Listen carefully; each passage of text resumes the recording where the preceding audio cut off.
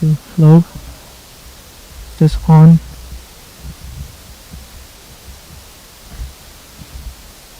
One, two, 1, 2. Okay, there we go.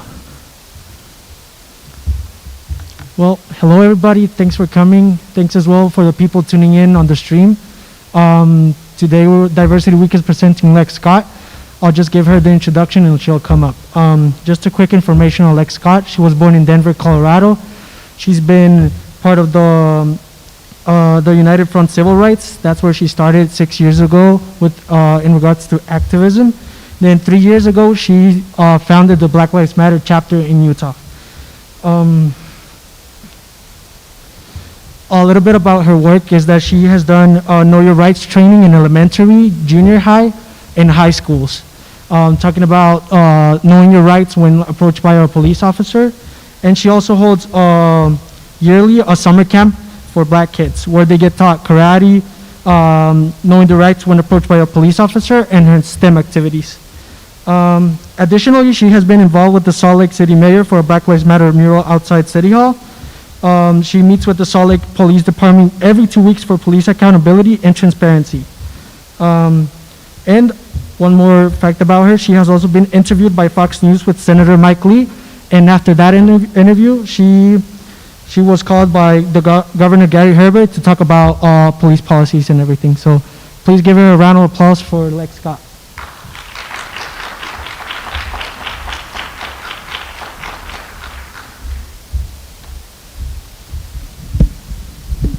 What's good, Utah State? Go Aggies.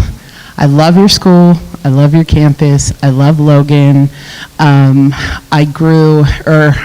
spent freshman year here. So once an Aggie, always an Aggie.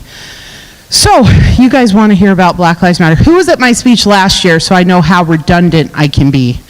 Lame. Okay, good. You're going to hear the same speech again. Enjoy. So, I grew up in Salt Lake City, Utah. Salt Lake City is 2% black. Utah is 2% black, and there weren't a lot of black kids around me. I was called the N-word in kindergarten, and I was bullied a lot in high school, and I was really shy. That's my daughter right there. She also is very shy, and I didn't really know how to defend myself, so I grew up with a lot of rage. I still have that rage, and I wanted to help people who don't have a voice here. So I started the United Front Civil Rights Organization. That's a national organization. We have 30,000 members. And then people kept asking me to start a Black Lives Matter chapter. I didn't want to start a Black Lives Matter chapter because I feel like I didn't have control over someone going out, shooting a whole bunch of cops, and saying, I'm with Black Lives Matter, right? And I'm a control freak. You know that about me. And so I didn't want to do that. I finally did that, protested in Ferguson twice. Let's talk about Ferguson, Missouri.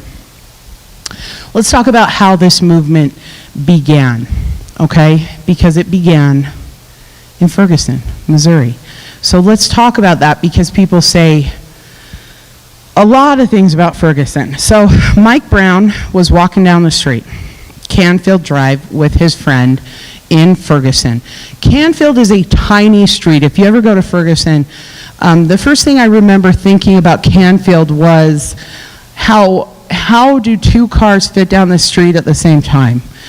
He and his friend were walking down the middle of Canfield, which is a tiny street.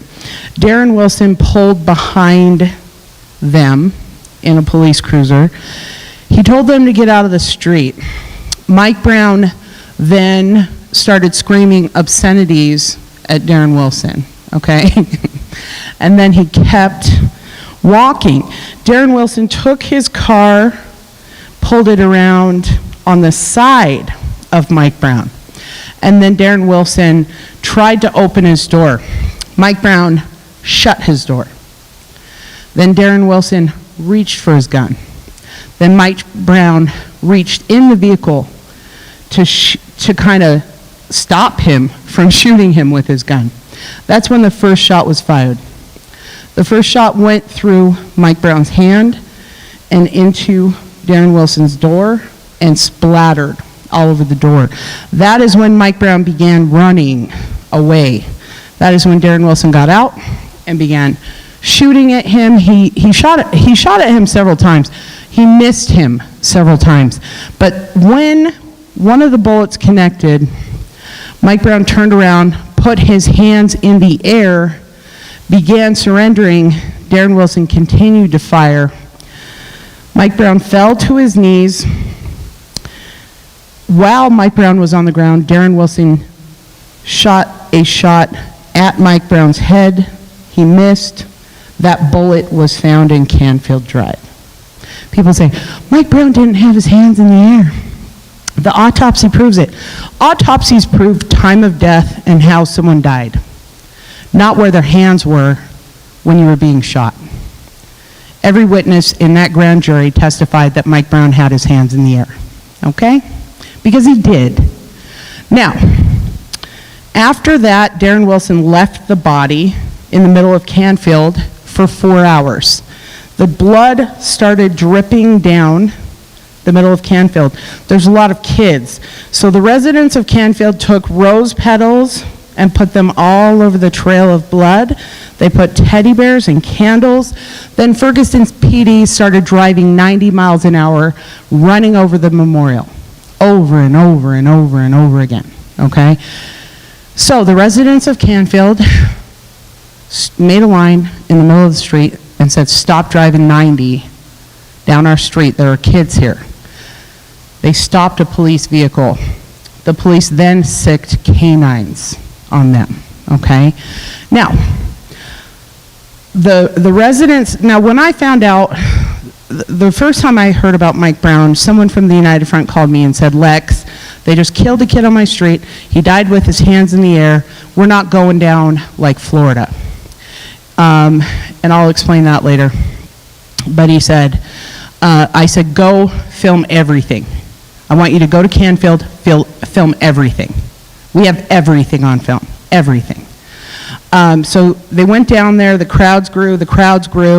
Darren Wilson put the body in the back of a police cruiser. He never had any medical help. They took the body away. Darren Wilson went home, washed his hands, washed the evidence off of his hands, changed his uniform, destroyed evidence, and never filed a police report, okay? Then they were trying to pull his criminal record.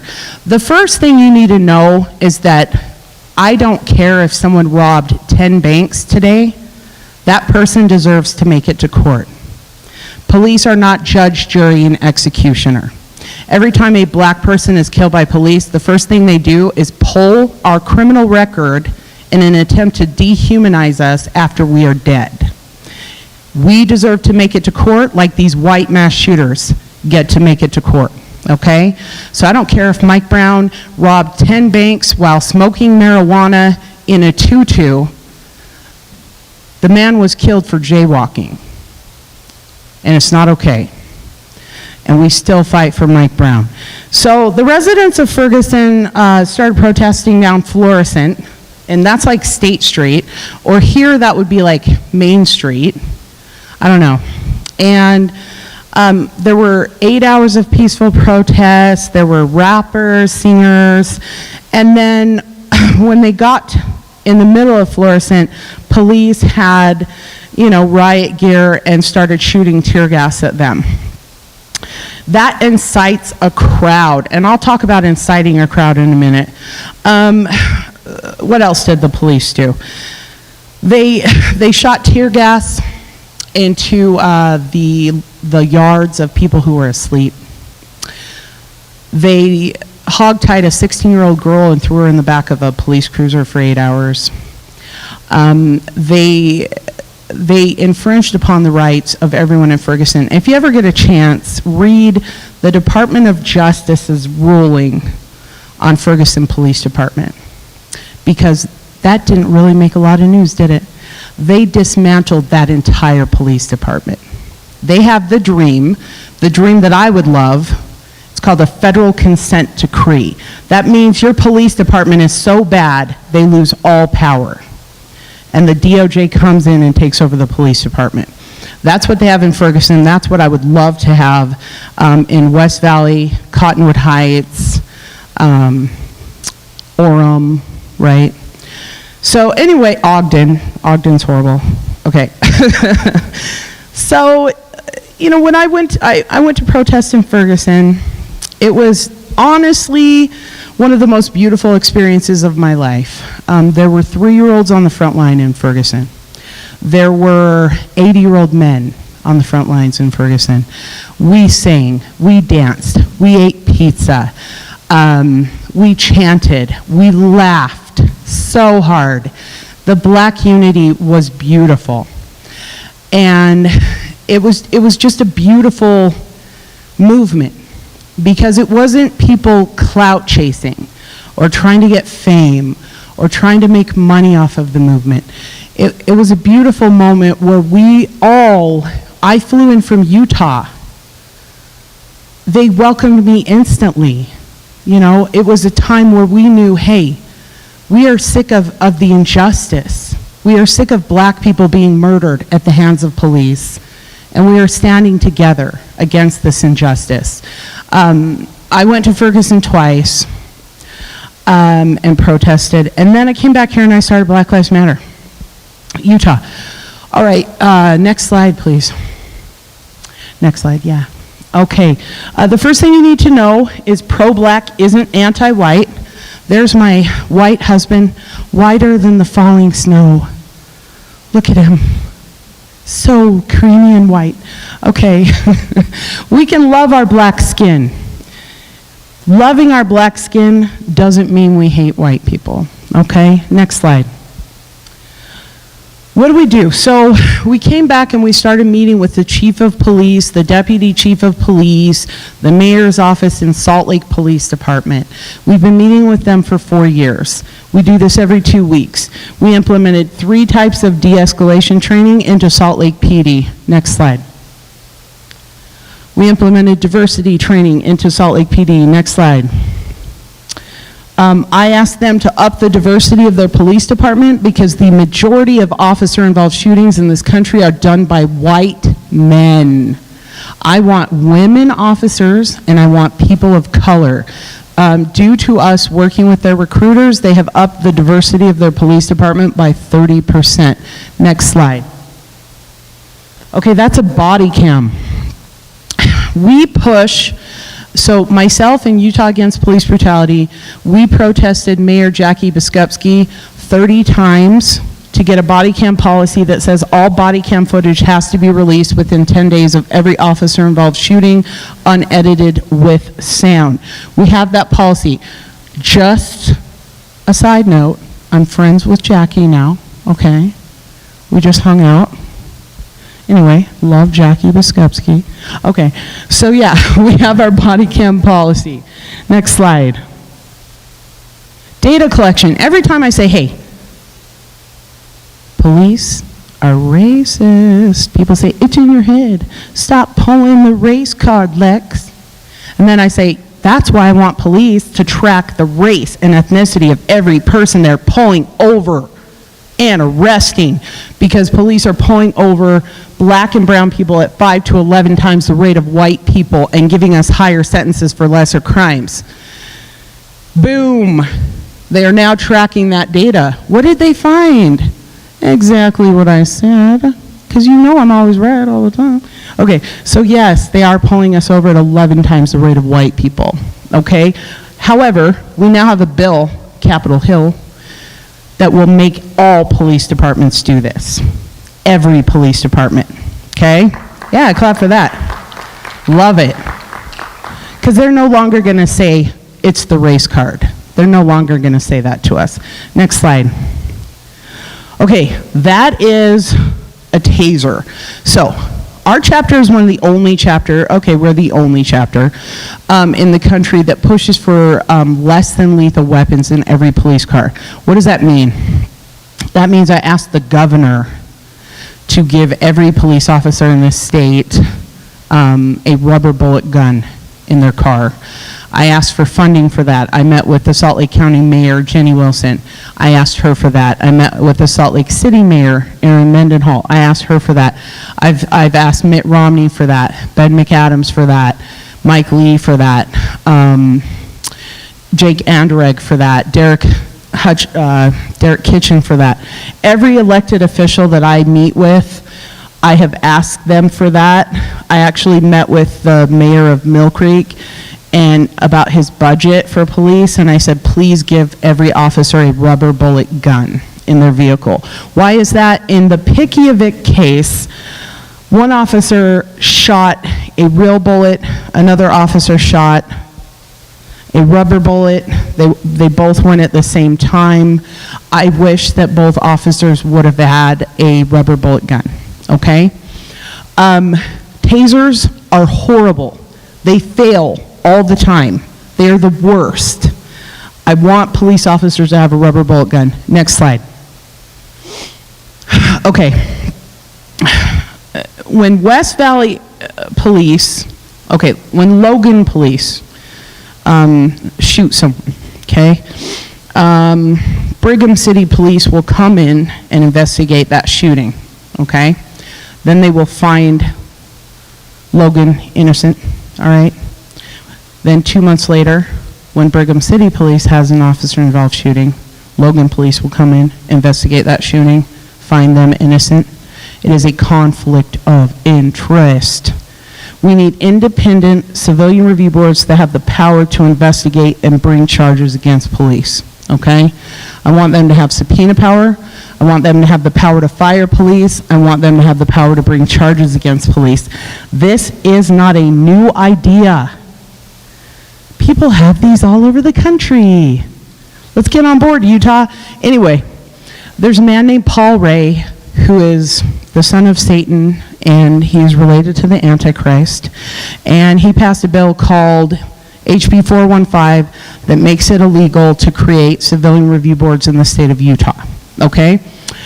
I have some legislators that are going to go ahead and repeal that bill in January so we can have this, okay? Next slide. Legislation. I wrote a bill called the Police Accountability and Transparency Act. I wrote it 3 years ago. I used to give it to legislators. They would ignore me. Everyone has ignored this movement for 6 years. People have slammed doors in my face. They've told me I'm too controversial. They have ignored me for 6 years. And then in June, it became trendy. And jump on the Black Lives Matter bandwagon. Can I have a Black Lives Matter sign? But I've been here for 6 years. And I wrote this legislation. Everyone ignored me. I thought it was the most controversial thing I've ever seen in my life. And then I read the Justice in Policing Act. And then I was like, ho, ho, ho, I am not controversial. I created a petition online called the We Want a Police Reform Bill Now. I addressed it to Nancy Pelosi. It has 1 million signatures. They wrote the Justice in Policing Act. It has everything that my bill has, plus 50 million more things. It has a police misconduct database, okay? It ties police funding to police performance. It has data collection. It has less than lethal weapons. It has diversity training, de-escalation training, qualified immunity reform. Like, it is the most beautiful thing I've ever seen in my life. It is in Washington, D.C. It passed the House. It needs to pass the Senate. Next slide. We file lawsuits. I love suing people. It's my favorite thing to do. I love suing people. Okay, so the strategy for 2020 for Black Lives Matter Utah is every time someone brings a legitimate case of racism to me, I get them a lawyer to sue the racist, to sue that business, to sue that police department, to sue whoever. Because racists, we're no longer going to beg racists not to be racist against us. They need to get sued. And I love doing it. Okay, next slide. We protest. Okay, let's talk about protesting. I've been protesting for 7 years. I am really sick of protesting. I'm so tired of protesting. I've protested too much. We use protest as a tool and a last resort. We have never had an arrest.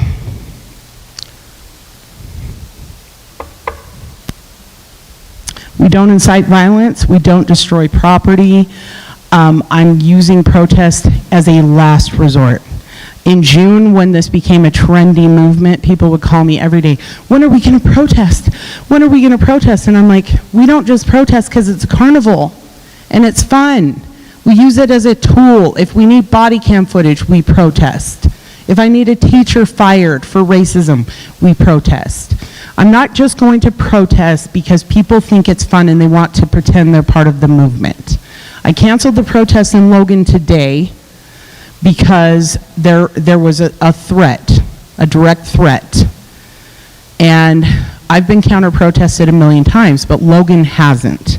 And I feel like the people here are fairly new protesters, and I don't think you're ready for the violence. We get attacked. Someone aimed a gun at Ray and I. Where's Ray? That's Ray Duckworth. Round of applause for Ray Duckworth. I love her.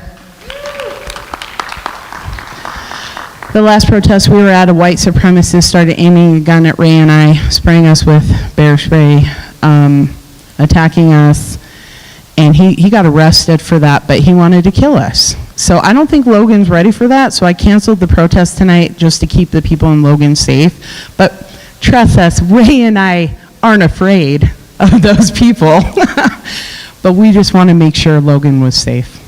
All right, next slide. Petition, like I said, I have a petition on change.org. It was one of the top 6 at one point. Next slide.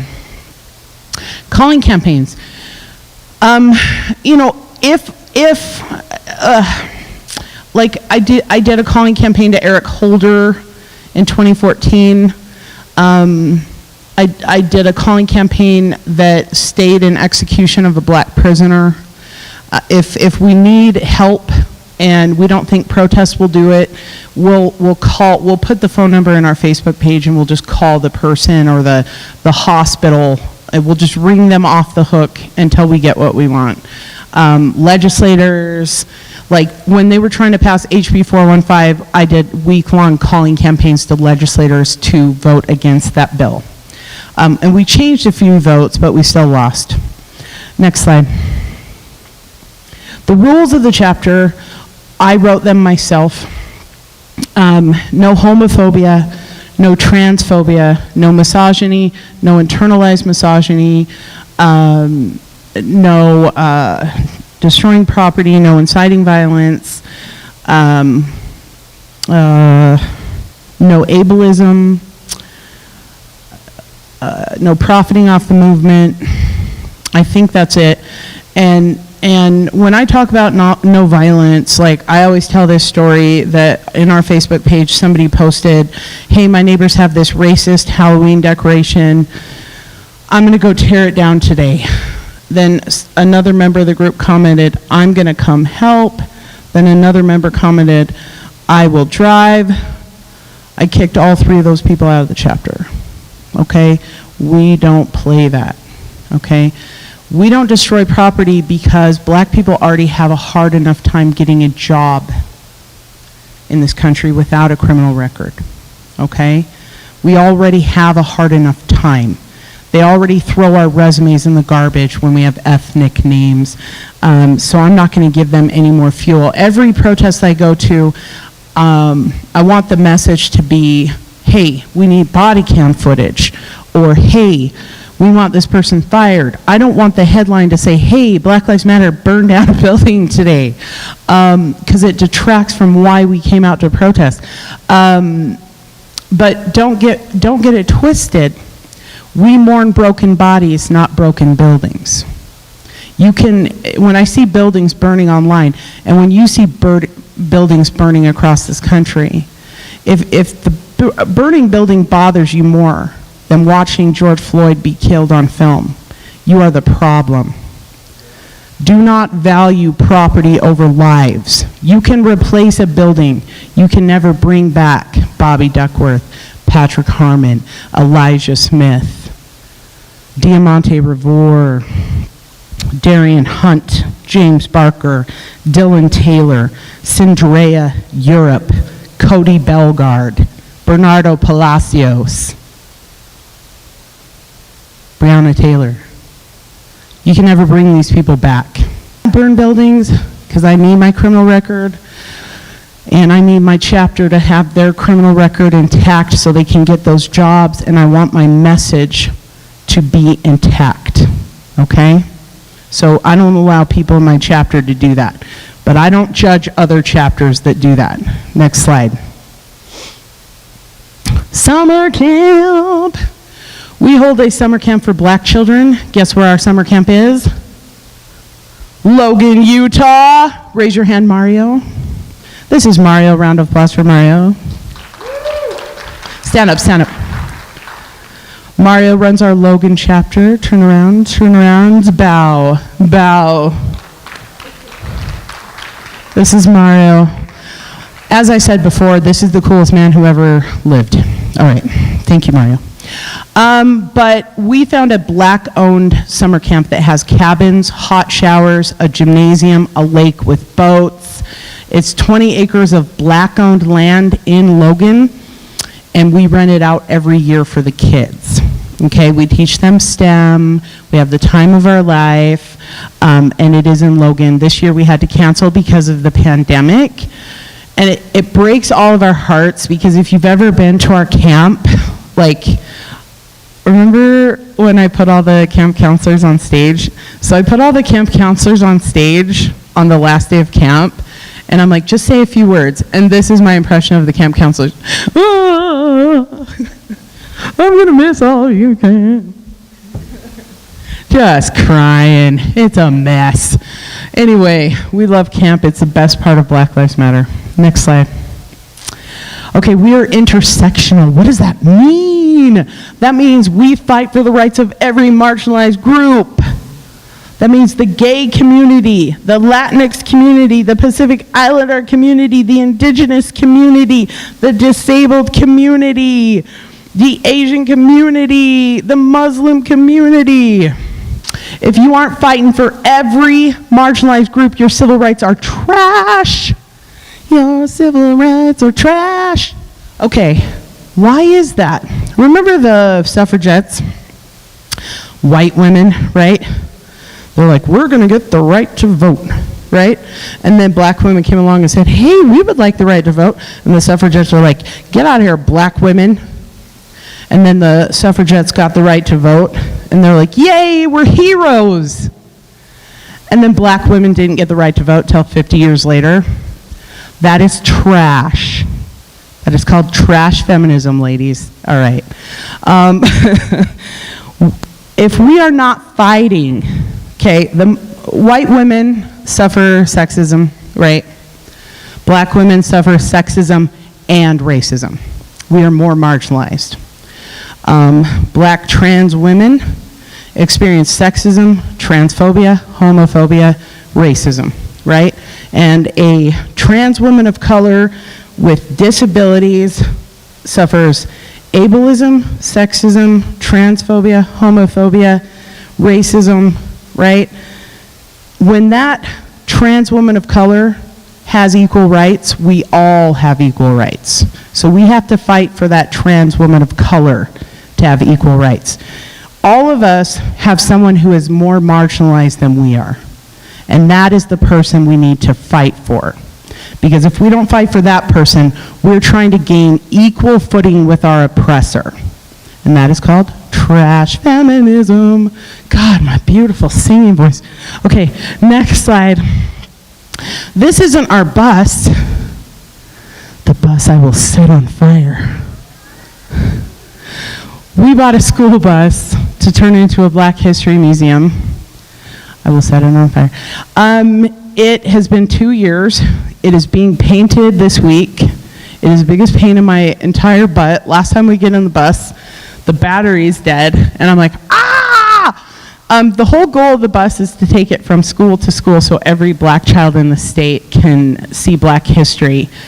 The goal is to get it done by Black History Month, please, Lord, or I will set the bus on fire. Okay, next slide. Next slide. Woo, the FBI. Woo. Okay, so the FBI called me on the phone one day and they were like, hey, Lex, come hang out. And I was like, I'm good. And they're like, just come hang out real quick. So I went, a whole bunch of other leaders of color went. I think the Mexican consulate was there, Karen Kwan was there, a whole bunch of people were there. And the FBI is like, hey Lex, we're trying to improve our reputation in the black community.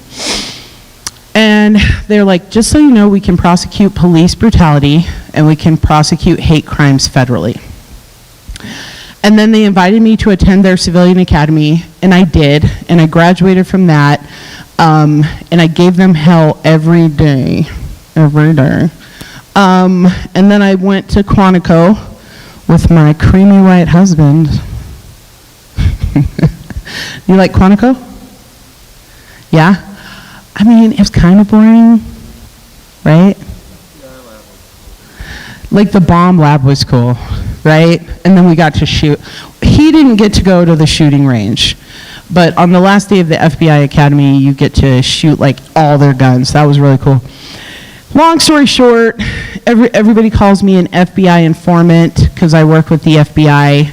I send them police brutality cases. I send them hate crimes because we all know police are not going to prosecute themselves, right? Like I was just somewhere the other day where somebody committed a hate crime and they're like, Lex, you're going to call the police? I'm like, I'm Black Lives Matter. Like we don't call the police, we call the FBI directly for everything. Like people give me death threats and they try to kill me, okay? And so I'm always calling my agent and he's always saying, did you call the police? And I'm like, no, I called you, FBI. Now help me out. Anyway, next slide. Domestic violence. Service we provide at Black Lives Matter is a lot of black women don't like to call the police. So I will, if I get a domestic violence case, I will strap my gun on and I will head to her house. Doesn't matter what time, and get her out of her house. Next slide. One of our leaders, Trevor, took his life, okay? So I like to tell people who are coming to the movement, please take care of your mental health. I feel like there were signs before Trevor died. I can't really talk about Trevor. It makes me cry. Rest in power, Trevor. If you're going to be in this movement, take care of your mental health. Next slide. Elections. Gosh, I'm a problem for elections in the state. I don't know. So this is my strategy this year. We live in a red state. And so I need police reform bills to get through. So I've been meeting with Republicans and Democrats. And I've actually endorsed, I believe, 5 Republicans in this current election because I like them. I don't know what to say. So the strategy, I'm not a Democrat, I'm a Bernie girl. I was co-chair of Bernie Sanders' campaign. So I don't think we should vote for someone because they're a Democrat. I feel like the black community has just given our vote to Democrats. And I feel like Democrats don't do anything. I feel like they come to our neighborhoods and promise us the world during the election, and then when the election's over, they just bounce and they don't give us anything. So, I've been giving the Democrats hell this year. If they want my endorsement and my vote, they need to help the black community. Or I'm giving that endorsement to a Republican. And I have. And if you follow me, you know that. So I don't vote for someone because they're a Democrat or a Republican. I look at their track record and I look at their stance on police reform. Next slide. This is called the Civil Rights Act of 1964. And I just put this up to be ironic because the majority of civil rights complaints that I receive are simply it has to do with a racist who is breaking the Civil Rights Act. And so the majority of the time when I go out on a civil rights call, I have to explain to the racist, hey, do you know you are breaking the Civil Rights Act of 1964? And I'm wondering, are they teaching this in Utah schools? That like it's a federal law and you can't break it? Black Lives Matter Utah is here to enforce this. What else do? We feed the homeless Thanksgiving dinner. Mario. Mario is a baller. Do you know what that means? Okay, he's rich. Okay. So anyway, for Thanksgiving dinner last year, so we fed 300 unsheltered people Thanksgiving dinner. Mario shows up with like 100 turkeys and Tillamook cheese. And the whole time I'm like, look at this rich people cheese. And he made like, the best macaroni and cheese. We learned a few things. Eat before you come, because like I wanted to eat everything. I think we almost died that day. The whole chapter took the entire day of Thanksgiving. We didn't spend it with our families. We spent it serving the unsheltered. Because Mario is amazing. One more story about Mario. On Christmas, here we go. You think you can do these things. Mario calls me on Christmas Eve. I will kill you. And says, Lex, what are we doing? What are we doing for like the homeless for Christmas? And I go, it's Christmas Eve, Mario. We'll do something next year. No, we have to, Lex. And I'm like, Mario, I'm sorry, come on. And so I put up like a GoFundMe. We raised like $3,000 in an hour. We raised all this money. Then Mario went shopping for Christmas presents, but Mario's a baller. So he's buying freaking Gucci stuff for the homeless and Tommy Hilfiger stuff. And I go, Mario, we can get more if you don't buy like the best stuff in the whole world. And he's like, when he was little, he didn't have brand name stuff. So he wanted the homeless kids to have brand name stuff. I'm done with you. And then we drove around all night into Christmas Day, delivering money, Visa gift cards, blankets, groceries, toys to Black refugee families and homeless families. And that was all Mario. Round of applause for Mario. Next slide. And don't wait this time. Oh my God. Okay, and these are just, where's my time? Len, what time is it? Okay, I have 15 minutes, so I'm just going to wrap up by saying, I'm going to let you guys ask questions about the movement. What else do? We do Know Your Rights trainings. We did a financial training. We just did our first Black gun owners field trip.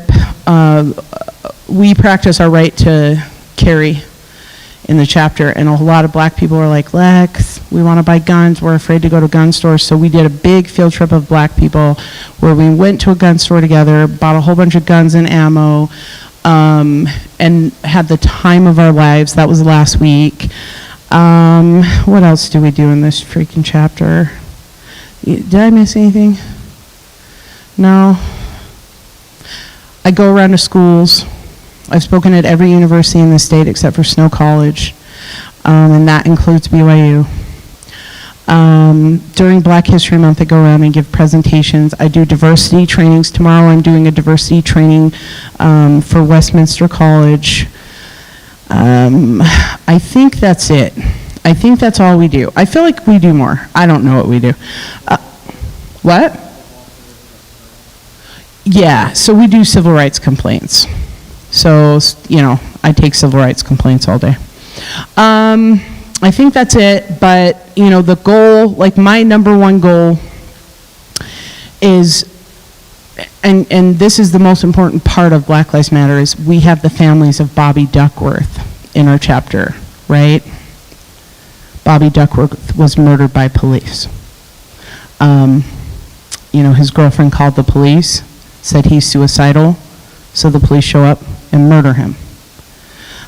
We have Patrick Harmon's family in our chapter, Elijah Smith's family, Diamante Rivera, Andrea Europe, James Barker, Dylan Taylor. These people aren't just headlines. To you, they're headlines.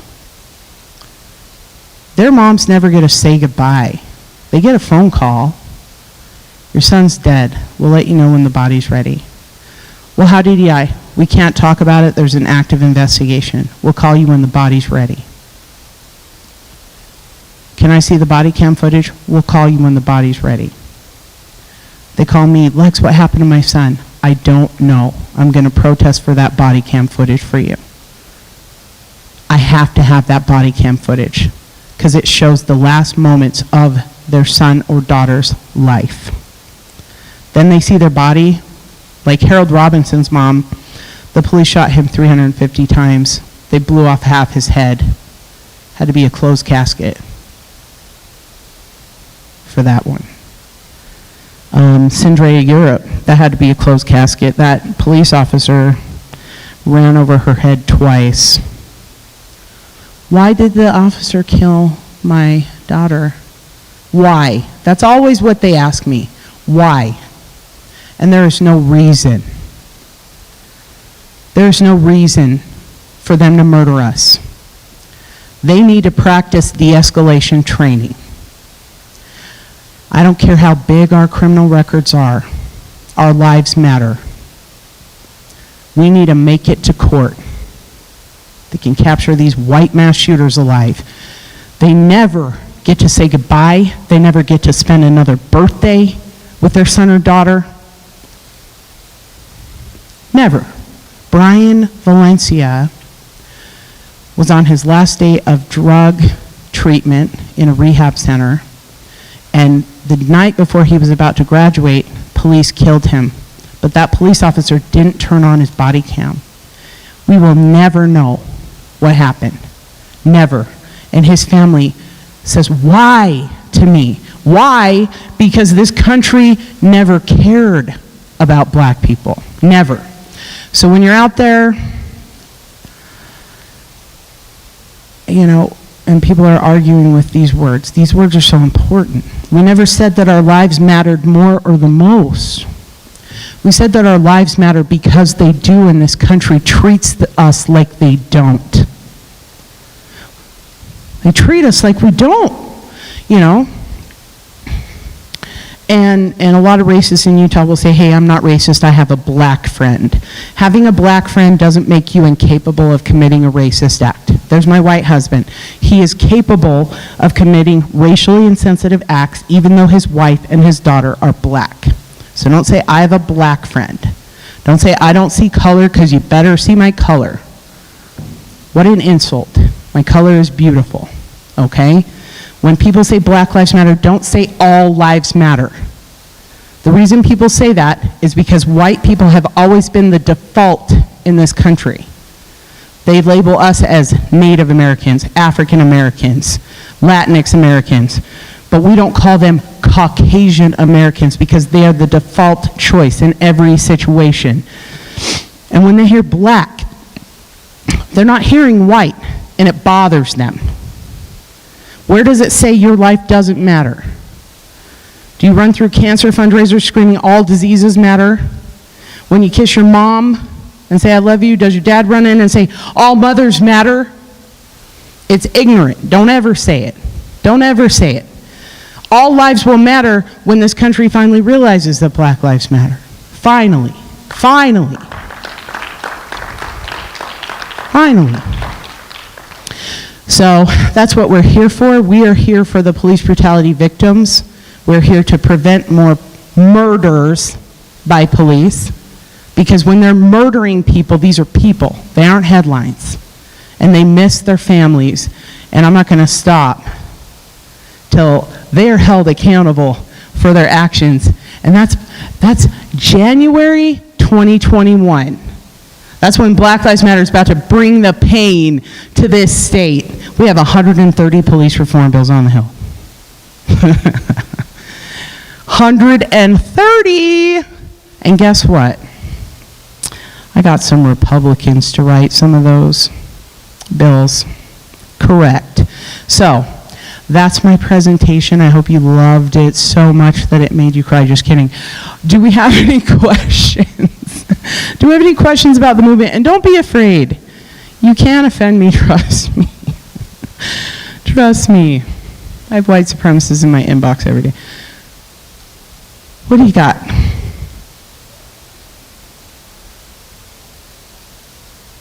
What work am I most proud of? I honestly feel like I've been working for 7 years and have accomplished nothing, okay? Honestly. I'm proud of the mural in Salt Lake City that we got, the Black Lives Matter mural. That was a process. That was a hard process. I'm proud that the Black Lives Matter kids have me on speed dial. What does that mean? Like, their parents have me on speed dial. That means that anytime someone messes with a Black Lives Matter kid, their mom calls me and says, Lex, they mess with our son. And they know that I'm just like, like last year, Cottonwood, Canyon School District had a racist school handbook. And one of the Black Lives Matter kids called his dad. His dad called me. I drove to the superintendent. The superintendent said, I'm so sorry, Lex. Threw away every manual, reprinted the manuals. And then that little kid's like, got Lex? And then there's a little girl named Amina who apparently goes around to all the kids in her school and is like, you mess with me, I'm calling Lex. Like, don't mess with me. I think that's the proudest thing, is that nobody was ever there for me when I was little. And now these black kids, like, they know. I'm going to bring the pain if somebody messes with, like, a Black Lives Matter kid. Any other questions?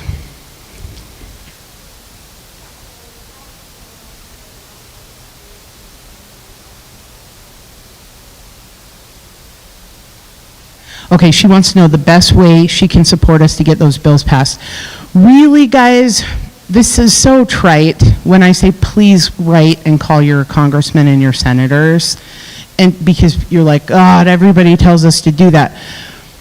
But sometimes I'll approach a senator or congressman or representative and I'll say, hey, I need this police reform bill. And they're like, it's just not popular in my district.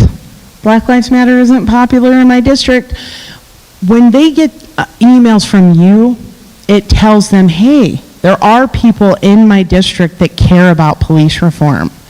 If you can please send them emails, find out who's your district and send them emails so that they care about police reform in January.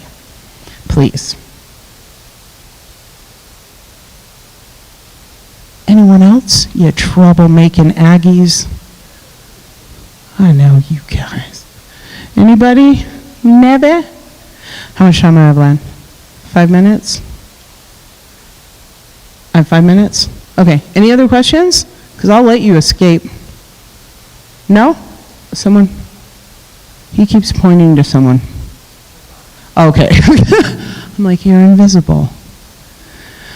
All right, guys. Thank you so much for coming and hearing me. And Black Lives Matter. Thanks.